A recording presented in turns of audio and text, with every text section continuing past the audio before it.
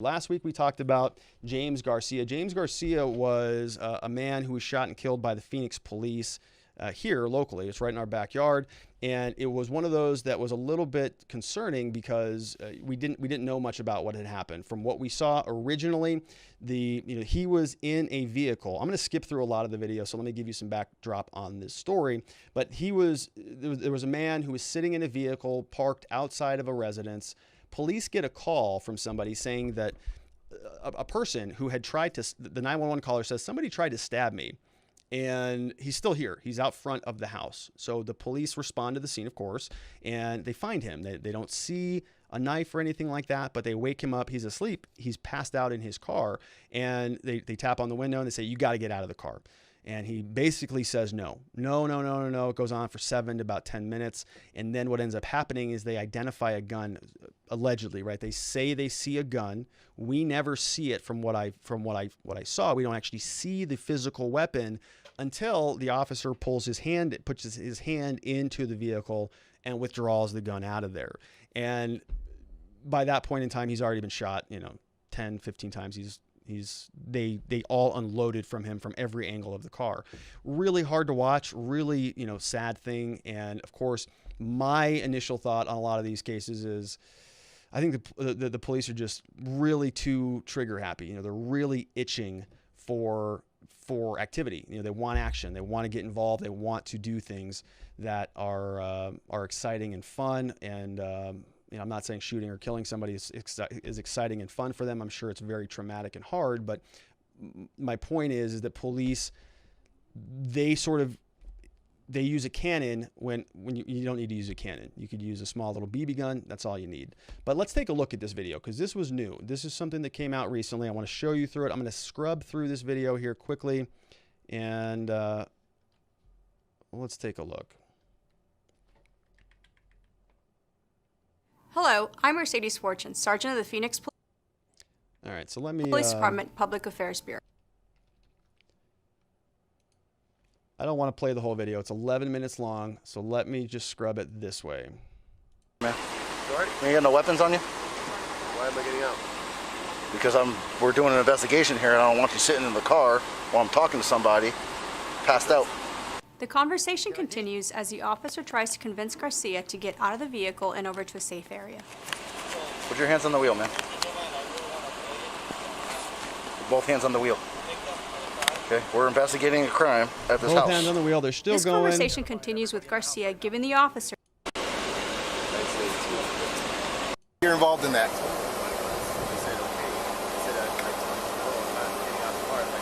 Okay. Well, because there's a stabbing at the house, we need to get everybody out of here because if this turns into some kind of shooting, I don't need you sitting here getting shot while we're shooting and then blaming us. Okay. Garcia keeps talking about the car and how he can't take her. An officer notices Garcia has a gun. This is where the gun comes out. Hey, what the fucking... Get your hand off the gun! Get your hand off the fucking gun! Officers ordered Garcia to drop the gun, but he refused. Watch the crossfire. Hey, watch the crossfire. You guys in the vehicle with a gun. Let go of the goddamn gun! Here is the entire incident from the moment the officer notices the gun through the shooting from the body-worn camera on the first officer who fired his weapon. I can't see his fucking hands. He's got a gun. Hey, put that fucking... Get your hand off the gun! Get your hand off the fucking gun! Get your fucking hand off the gun! Hey, watch the crossfire. I can't see. Let go of the goddamn gun!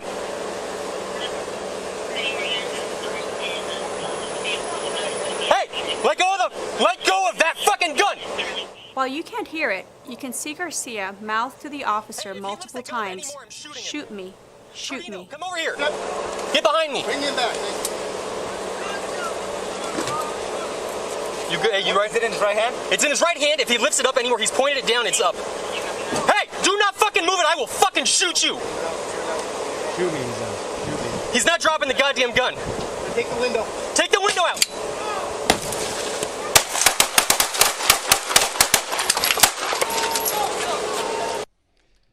Yeah, so extremely difficult to watch. That's the end of a man's life we just saw right there. And it's still very hard to see what took place there. Now, this is something that it's really hard to kind of second guess the people who are literally, right there. We can't see if, he may have his hand on a gun, but we can't see if he's pulling it out and pointing it. That other officer on the other side of the vehicle smashes the window. That may have caused him to jerk up, to just jerk, and the cop could have thought that was him pulling the gun because of he was reacting to the window being smashed in. And the whole thing is just, it's tragic. There are a number of other ways that the police could have dealt with this situation, certainly, right? They could have easily said, okay, we see a gun, we're going to back up and we're going to call a different unit to come in. There are a lot of different people who were talking about community, patrols, about turning over a lot of what the police do to these different community groups with people who are counselors and therapists to come in and respond, sort of like social workers in a way, to come and talk these guys down, talk them out, right? They could have just said, he's got a gun. We don't know what he's doing in the situation. So rather than escalating it, rather than pulling their weapons out, smashing his window, saying, we're going to forcibly remove you from this vehicle, they could have just said, hey, okay, well, how about we're going to call your mom? We're going to call your wife, your sister, your brother, somebody to come talk you down. We're going to talk to, we're just going to de-escalate the situation. We're not going to continue to escalate it. They're escalating it. They're surrounding the car. The officer is in front of his vehicle, and we don't know if he pulls a gun or not. He does absolutely have a gun. I don't think there's any question about that. But is he pulling it? Or is he suffering a mental breakdown? He's sitting there looking at the officer saying, shoot me, MFer, shoot me, and he's really kind of spiraled out of control. So of course, you're not going to be able to reason with a person like that. They're not going to follow your commands.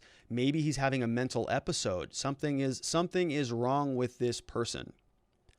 But the police don't know how to act in those situations. They're not properly trained.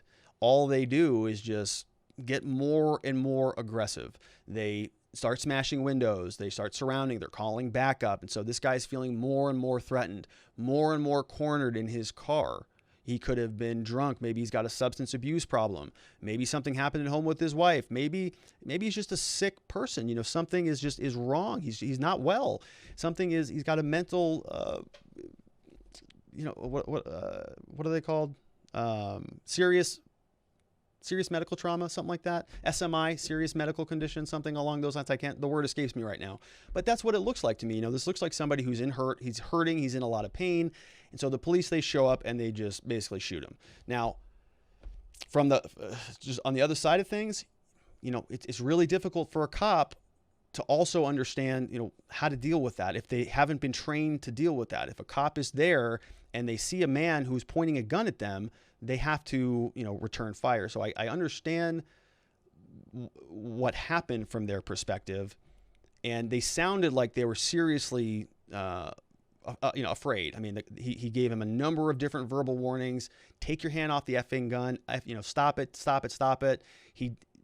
From my perspective, from what we just saw there, this wasn't like the Rayshard Brooks case. This wasn't like, an officer just shot somebody in the back as they were running away. This officer was communicating to James multiple times, don't do it, drop the gun, don't do anything. So if he did start pointing it at him, then of course he's going to have to defend himself. And you have to give officers the freedom and the ability to do that if that is necessary. But my point is, was it really necessary in this case?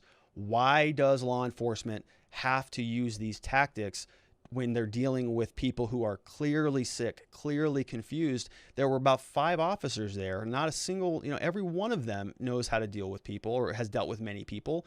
Can they not tell that somebody's sick, somebody's hurting, somebody's in pain?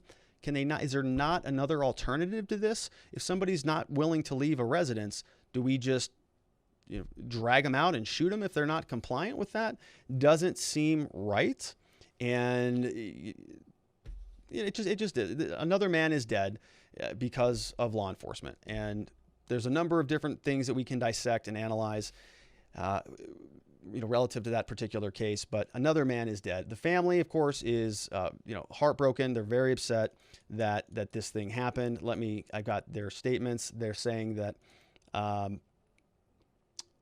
let's see here. Yeah, the family's very upset. They want the more footage to be released. They don't want to see the clips. What I just showed you is from the Phoenix Police Department. They actually have sort of a media wing now. So when there are these critical incidents, what they'll do is they'll just rapid fire out these videos, and they'll start getting proactive. They'll release the videos ahead of the news. And so that's what happened with James Garcia. May he rest in peace. I hope his family is doing well, because going through something like that is, of course, extremely, extremely traumatic.